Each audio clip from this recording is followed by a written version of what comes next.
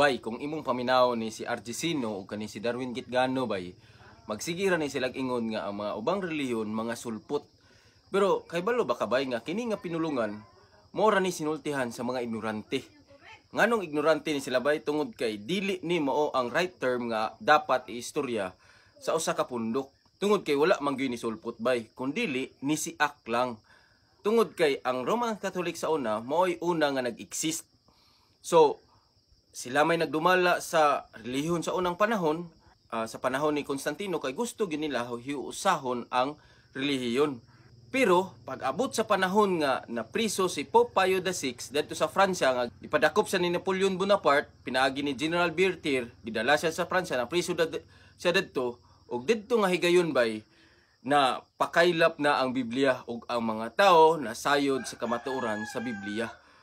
Nasayod sila nga ang kapitong adlaw sa semana mao ang Sabado ug mao kini ang adlaw nga ipapahulay nga gidesign sa Ginoo nga ngayan siya nga simbahon ug daygon sa iyang pagka magbubuhat nini nga kalibutan. Mao na nga ang right term by dili sulpot kundi nisiak. Nisiak sila. Nisiak sila tungod kay nakita nila nga ang pamaagi sa Roman Catholic Church dili maayo. Imagine ra gud bay nga ilang gipamatay ang tanan nga mga Christians during that time. Pila ka milyon ang ilahang gipamatay.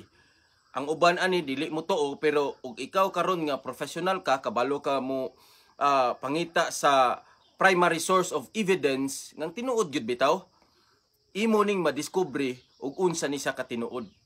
Kung moadto bitaw ka sa Waldenses, sa lugar sa Waldenses, dadto nimo makita bay nga dadto sa usa ka langob naay monumento dadto nga dadto ang mga Sabbath keepers sa unang panahon nga gipamatay sa mga sundalo sa Roma nga gisugo sa papasi.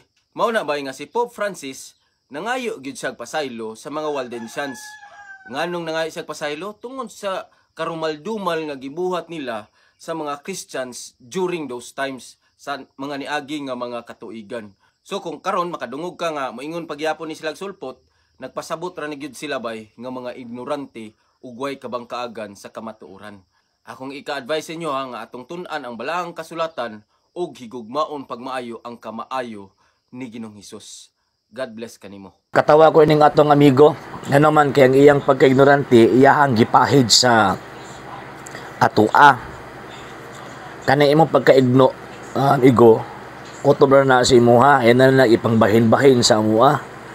O gani ang pag-ignorante sa ingon aning larangan sa gitawag og argumento kamo ang nagsugod ana kinumdum ka atong giingon nimo nga Latin Vulgate gitranslate sa tawag ining ang pinulungan ang Biblia nahimong Latin Vulgate nya pagkahuman ang gigamit nga pinulungan Spanish just ginukin na nimo in town nya pagkahuman ipahid nimo na imong pag-ignorante sa mua ayaw imura na ayaw nagtawag ining ipaambit sa amua. Okay. Sa karon ingon niya, pinulungan daw sa mga taong ignorante kung maingon ka nga o maingon mi nga sulpot ning tawag ini mga pundok kay ang right term daw siak. Actually, ang originator of that sulpot ang tawag niya siak. Pero ang pundok kung diin asa ilang gitukod, gitawag siyang sulpot. Ngano man kay pag sulpot man good from nothing to existence. Buti pasabot wala ka ni adto gigawas lag kalit kaysa may nagtawag ining tukod kadtong mga siak. So kadtong ninyo mga founders mo tong mga siak. Nya ang iya pong mga membro kay gikan mas Katoliko kung sa mangga pa na nga bunga pa na as mangga mga tagak. So tama nga term ang sulpot kay we are referring to an organization or institution nga nigawas lag kalit nga wala ka ni adto. O nya ang nagtukod kadtong mga siak. O nya ang iya pong mga membro mga tagak. Anong tagak man kay mo man ang mga tawhan lang resulta ba to si pangatake? Si daot sa Katoliko ba? Siyempre, pag atake man gud, mura ka naglabig bato ba? So sa kadako sa dako nga puno ang mangga, nya katong pag naay maigo, mahulog mga tagak to. Nya pag tagak kasi siyempre dako-dako namang mangga kay panagod not less than 1,500 years old na gud. Sa panahon nila Ellen G. White kining imuhang founder. O ang simbahang Katolika not less than 1,500 years old na. So buti pasabot dako na ng manggaha. kung ato itandi sa punuan sa mangga. So ang mga membro nga mga Katoliko nga resulta sa inyong gitawag o pagpangatake sige pangbato nga tagak to nangaliki mo tan-awara yung surambawo ning tawag ining bisag termino na lang gani maglisod kapag sabot. So mo na nga ang sulpot, ang founder sa mga sulpot mo utong mga siak. Ang ilaha pong gitawag og membro mao tong mga tagak. Pareho silang pangunahuna. Nangaliki man. Mismo ang history ilaha ang tawag ini surumbawon, inyo ang surumbawon. Niliki man na. Di ba? Niliki na siya. So, tama nga term, katusin yung mga founders, si akto sila. Nanghawa man sila. Nibiya man sila. Pagkaman sa ilahang gitawag pagkasiak, gisulpot nila ang ilahang organization or institution. Mo nang gitawag mga sulpot. Nga naman kay wala man nang kaniadto. Pagkahuman ana, nangumbinsi mo, nangatake mo simbang Katolika, dawat mo anang mga membro nga mga tagak nga gikan sa gitawag og mga Katoliko. So, mo na nga dili kami ignorante, ikaw ang ignorante. Ngano man kay ang distinction of words o ang paggamit sa tama nga mga pulong wala nimo o di ka kasabot kung baga, di ba? Okay, number 2 point. Ang pa niya, ang RCC man daw kaniadto ang nagdumala sa relihiyon kay gusto daw niya hiusahon. Abot sa kayo nahuna ning hiusahon niya. Ang simbang Katolika wala siya hiusahon. Hiusahon in the sense nga ang mga religion kaniadto himungo sa no. I-convert niya ang mga tao, tudluan niya ang mga tao. Mabato sa panahon ni Constantino, usa sa mga produkto nga diin tawag ining na-convert or nahimong Kristiyano mga pagano kaniadto. For example, Saint Agustin, makuyaw to. Banggiitan tong tawag ng abogado niya pagkahuman philosopher. Bagtik to kasi nag-convert siya Saint Ambrose. No. Nya pagkahuman pababa pa sa panahon pa ni mismo ni Constantino, dagka mga na-convert nga mga Romanong mga pagano nahimong Katoliko, nahimong Kristiyano. Wala si unahuna nga hiusahon ang ilang religion simbahang Katoliko, kundi kaptong ilang religion patyon to ug naang simbahang Katoliko nga mao ang Christian religion nga mo ay gideclare ni adtong 380-381 sa panahon ni Emperor Theodosius nga may mahimong state religion. Pagbasa lagi tawag ining history. Nung pa niya until do naabot si Pope Pius VI kay gipreso ni Napoleon Bonaparte. Si Napoleon Bonaparte namatay nga Katoliko. Way gibungkag si Napoleon Bonaparte na Katoliko nga simbahan. Kay even sa panahon nga namatay si Pope Pius VI, pagpuin ni Pope Pius VII, gusto niya nga tawag ining hiusa sa simbahang Katolika. Pero ang problema lang niya gusto niya gunitan ang simbahang Katoliko. Gusto niya manduan ang simbahang Katoliko o niya iyang isuksok ang iyang komunismong pangunahuna. Minason nga pangunahuna sulod sa simbahang Katolika mo nang wa magkasinabot. Og tungod ni ana kay naa siya man ang naa sa secular authority, mo na naa si kagakom nga mo preso og tao. Mo nang gipreso niya ang Santo Papa, duha ka Santo Papa, Pope Pius VI and Pope Pius VII. So, question, hisgot nag-religious tawag anang aspeto? No. Nga naman kay gusto gubaon Napoleon Bonaparte ang secular authority nga gunitan sa Santo Papa from the 8th century pa sa panahon katong donation of people. Nagitagaan og secular power ang Santo Papa, ang simbahang Katolika nga magdumala og mga papal states o mga estado. Nagitawag karon og papal states. Mo na gusto ko haon ni Napoleon Bonaparte kay siyempre gideclare ko niya ang kagalingon ng Charlemagne. Pagbasa lagi mo history lagi.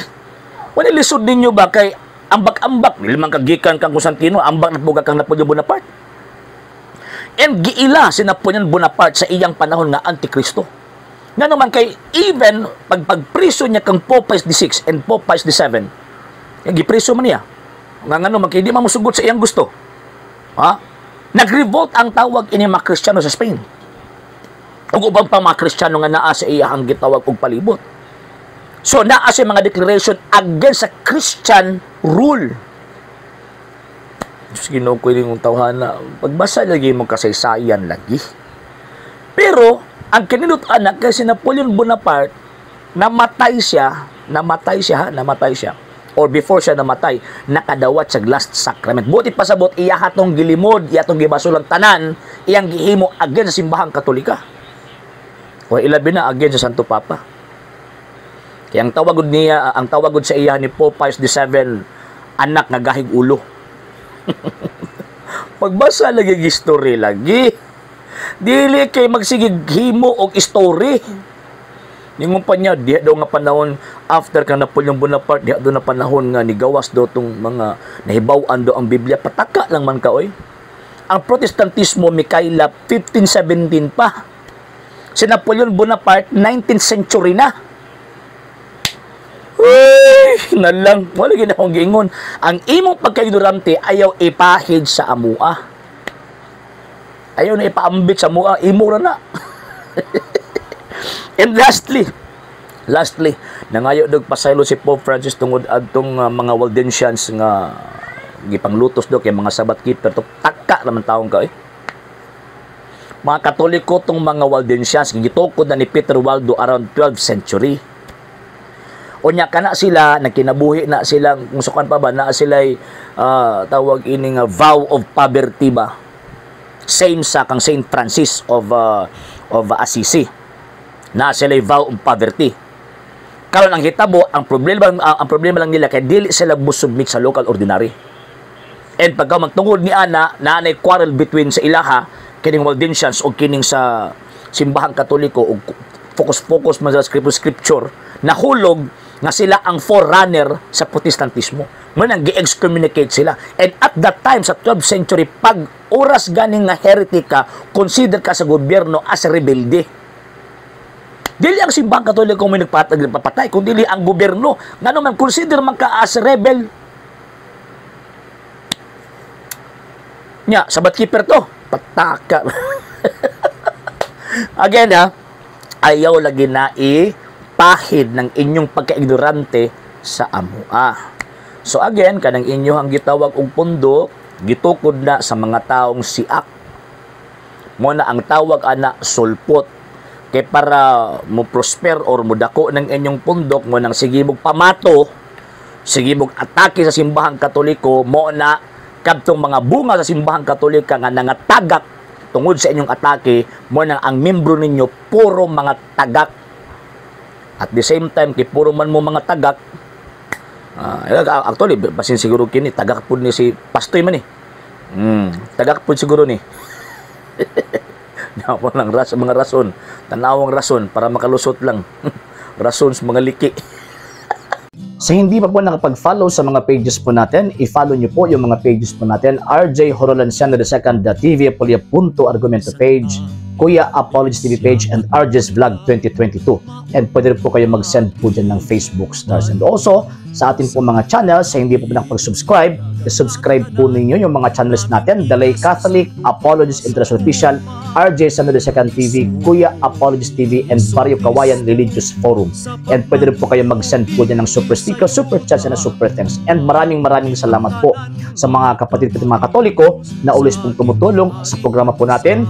Maraming salamat po. Nang dahil po sa tulong at suporta po ninyo, ang programa pong ito, until now, andito pa rin po sa social media. And until now din po, nangangailangan pa rin po tayo sa tulong at suporta po ninyo dahil wala po kami magagawa rito mga sir, mga ma'am, kung wala po yung tulong at suporta po ninyo. Sa gusto pong tumulong, sa gusto pong sumuporta, pwede po ninyong ipadala ang tulong at suporta po ninyo sa pamamagitan po ng ating mga account numbers dyan po sa ating pong screen. And pwede nyo po kaming i-message sa ating pong page kung via remittance po yung papadala po ninyo. Maraming salamat po in advance.